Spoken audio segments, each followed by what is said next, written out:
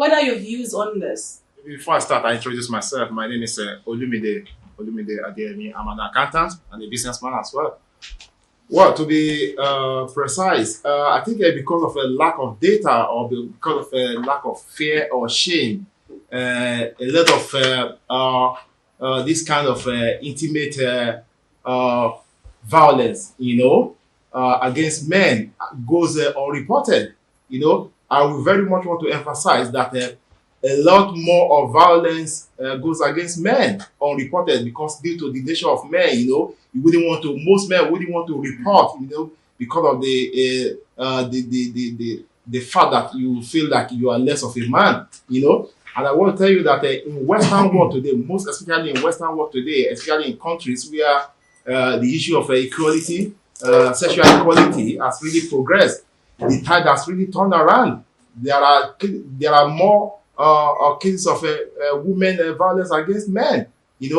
I want to tell you categorically, and it's in data. The data are all there. A lot more men experience violence in their home, psychologically, economically, socially, and sexually. I want to tell you. I was just wondering. I had my brother there. I didn't get his name quite right, but the accountant, he was saying men do not report violence against them for fear of losing their macho identity.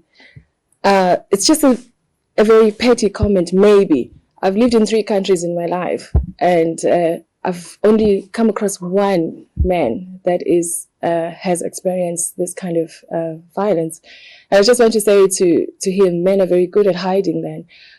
But I have seen women that have undergone gender-based violence without them telling me. But I've never spotted a man in the street who has undergone that.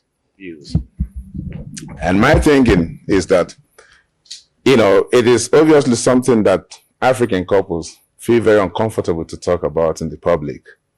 And something that we need to address is sometimes the cause, why is this thing happening? And I think the dynamics of our culture, where we're coming from, and men being the breadwinners, as a matter of fact, and men being like a colossus in our culture. But that's something that was way back in the days.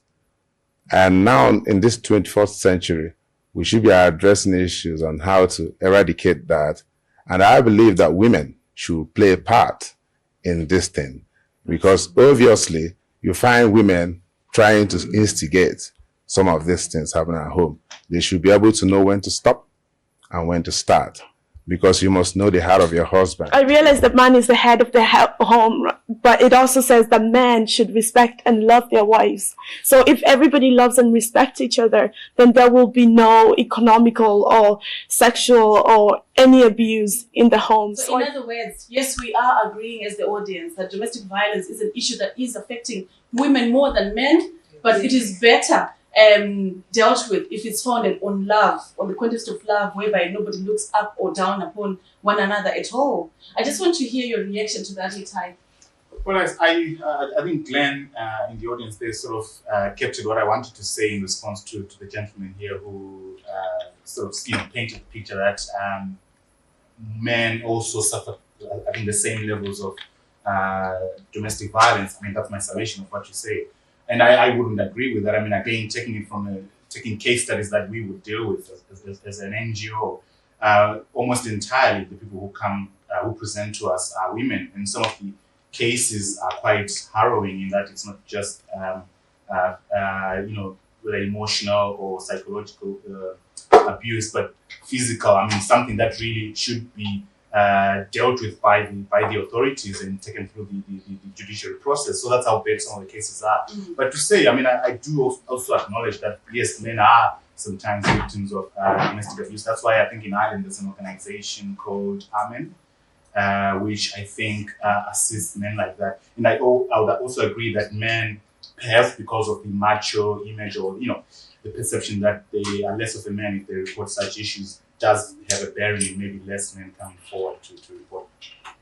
Emeka actually made a very interesting point that in the majority of cases, when men experience domestic violence, they don't articulate it, and they actually feel embarrassed to talk about it with other men or get help on the issue. Do you have any comment on that? I think it's related to traditions and history of Africa, especially here. I'm talking much more about African men. In our perception there in Africa, a man has to be very strong. He has to resist everything. He has always to win and to lead. Okay, he shouldn't show that he's a weak person, because a man, by definition, is a leader. Okay, he's a winner always, which means that a lot of responsibility, but also stress on that man. He has to show that he's always the best, he's always the strongest. And when he goes out and tells other people that, okay, listen, my wife has beaten me. You see, have you seen that? People have laughed because it's not something perceived as normal in Africa. Okay, and then men just shut up. They don't say anything. They keep everything inside. But in keeping everything inside, actually, this is making them more violent. Okay, the frustration is going up. And this is how I would expect. And I just want to go back to Emeka's point there, and maybe turning back to the side of men and women and how they treat one another. You mentioned an interesting point there that men don't actually articulate the violence that they're experiencing from their partner or husband. But maybe let's look at what causes the violence to begin with. What causes the men to shout out to their wife or to their girlfriend? What causes the man to hit his own wife? What causes all the domestic violence that we're talking about? I must say, and I know when I say this of all African culture, particularly the Igbo culture. The Igbo culture abhors violence against women in any form. In what way? Any form of violence, physical violence against women in Igbo land is abhorred. And I must also say that in the Igbo culture, it is not seen as bravery when a man hits a woman. We have traditional institutions to deal with that. It is often the case that if you beat up your wife, a report is sent to your age grade, your association of the age mates, and they deal with you.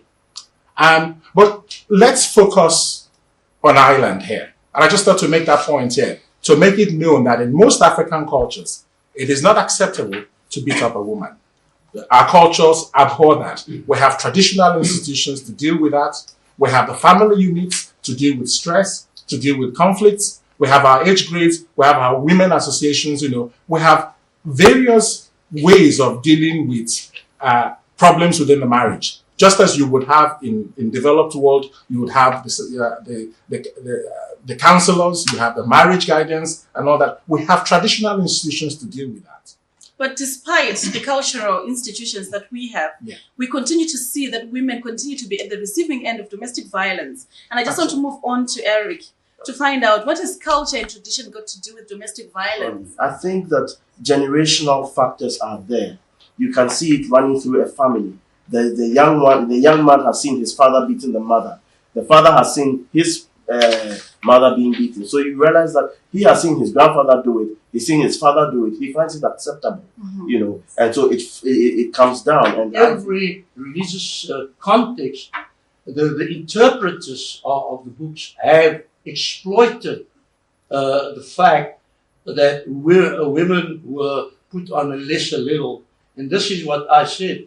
Some people will regard God as misogynist, but not because God is, but because the people, the custodians of the scriptures, interpreted it to their own advantage. However, it has been changed, and people have made genuine efforts towards changing that concept.